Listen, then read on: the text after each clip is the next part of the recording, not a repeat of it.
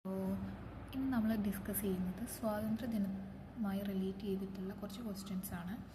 നമുക്ക് എന്തായാലും ചോദിക്കുന്ന ഉറപ്പുള്ള 10-12 ക്വസ്റ്റ്യൻസ് ആണ് നമ്മളിന്ന് ഡിസ്കസ് ചെയ്യുന്നത്. ഫസ്റ്റ് ക്വസ്റ്റ്യൻ, ഇന്ത്യൻ ഭരണഘടനയുടെ ശില്പി ആരാണ്? ഇന്ത്യൻ ഭരണഘടനയുടെ ശില്പി ഡോക്ടർ BR അംബേദ്കർ.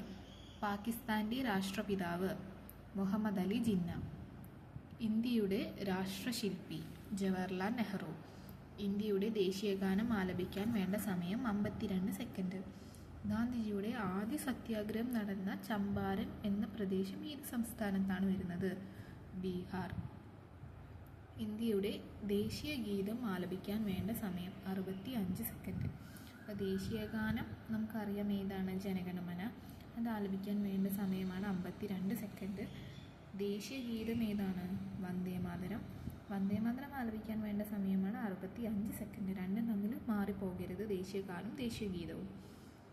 ഗാന്ധിജിയെ രാഷ്ട്രപിതാവ് എന്ന് വിശേഷിപ്പിച്ചതാര്, അല്ലെങ്കിൽ രാഷ്ട്രപിതാവ് എന്ന് ആദ്യം വിളിച്ചതാര്? സുഭാഷ് ചന്ദ്രബോസ്. സ്വാതന്ത്ര്യ ദിനത്തിന് പ്രധാനമന്ത്രി പതാക ഉയർത്തുന്നത് എവിടെയാണ്? ചെങ്കോട്ട. ചെങ്കോട്ട സ്ഥിതി ചെയ്യുന്നത് എവിടെയാണ്? ഡൽഹിയിലാണ്. ഇന്ത്യയുടെ ഏക ദേശീയ പതാക നിർമ്മാണശാല എവിടെയാണ്? ഹുബ്ലി. ഇന്ത്യൻ ദേശീയ ഗാനത്തിൽ എത്ര വരികളുണ്ട്? അതായത് ജനഗണമനയിൽ എത്ര വരികളുണ്ട്? 13 വരികളാണുള്ളത്. ഇനി ഇന്ത്യയുടെ ഉരുക്കു മനുഷ്യൻ, അതുപോലെ തന്നെ ഇന്ത്യൻ ബിസ്മാർക്ക് എന്നീ അറിയപ്പെടുന്നത് ആരാണ്? Sardar Vallabhbhai Patel.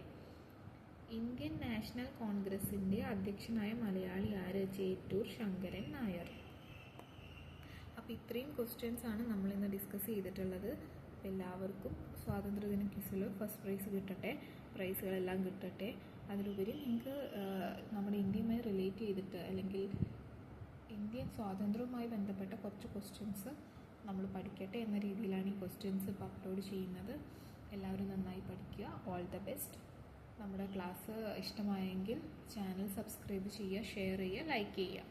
Best of luck every one.